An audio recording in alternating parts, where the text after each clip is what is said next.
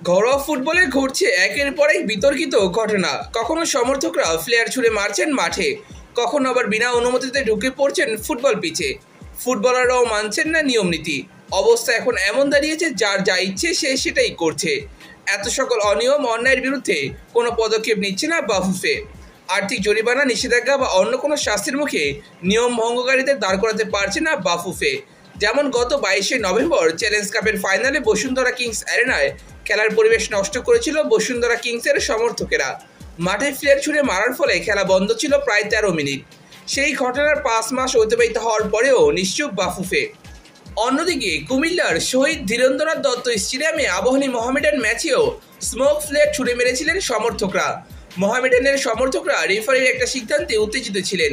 এরই প্রেক্ষিতে খেলা স্থগিত ছিল 7 মিনিটের মতো। পরের সপ্তাহে সেই কুমিল্লাতেই বাংলাদেশ পুলিশের বিপক্ষে ম্যাচের পর দুই দলের খেলোয়াড়দের মধ্যে হয় হাতাহাতি। এরই মাঝে মাঠে ঢুকে পড়েন মোহামেডানের সমর্থকরা। তারা তেড়ে যান পুলিশ এফসির খেলোয়াড়দের দিকে। তবে এইসবের বিরুদ্ধে এখনও অফিসিয়াল কোনো শাস্তির ব্যবস্থা করতে পারেনি বাফুফে। এছাড়া আবাহনী বসুন্ধরা ম্যাচ এখন বাংলাদেশের ফুটবলের হটকেক। বাংলা ক্লাসিকো খ্যাত এই ম্যাচের জনপ্রিয়তা দিন দিন বৃদ্ধি পাচ্ছে। বসুন্ধরা আবাহনী মুখোমুখি হলেই সবার মাঝে বিরাজ করে বাড়তি উত্তেজনা, যার ফলে নিয়মিত ঘটে মারামারির মতো অপ্রত্যাশিত ঘটনা। তবে এবার সবকিছুকে ছাড়িয়ে গেছে আবাহনী কিংসের দ্বিতীয় লেগের ম্যাচটি। এই ম্যাচে ফুটবলারদের পাশাপাশি মারামারিতে জড়িয়েছেন সমর্থক এবং কোচিং স্টাফরা। আবাহনীর অতিরিক্ত ফুটবলারের গায়ে হাত তুলেছে কিংসের সমর্থকেরা। এছাড়া ম্যাচ কমিশনারের গায়ে হাত তুলেছেন ফুটবলার সাদউদ্দিন।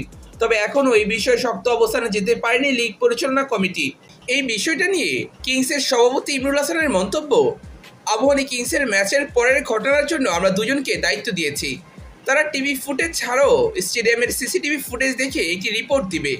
আমাদের খেলোয়াড় কোচিং স্টাফরা যদি অপেশাদারিত্ব আচরণ করে থাকে, তাহলে ক্লাবের পক্ষ থেকে তাদের বিরুদ্ধে ব্যবস্থা নেওয়া হবে। এছাড়া বসুন্ধরা কিংস অ্যারেনায় মাঝে মধ্যেই কিংসের সমর্থকদের দ্বারা লাঞ্ছনার শিকার হন প্রতিপক্ষ দলের সমর্থকেরা। তাই প্রতিপক্ষ দলের নিরাপত্তাজনিত সমস্যার বিষয়টি বারবার সামনে আসছে। এছাড়া ম্যাচ কমিশনারদের সঙ্গে রেফারিদের রিপোর্টে উঠে আসে অনেক বিষয়, সেইগুলো আসেনি বিচারের আওতায়। তাই হতাশ হয়ে নাম প্রকাশে অনিচ্ছুক এক রেফারি বলেন, প্রথম লেগে এক ভেন্যুতে এক ক্লাব কর্মকর্তার সামনে স্টেডিয়াম থেকে বের হওয়ার পথে বোতল ছুঁড়ে মেরেছিল।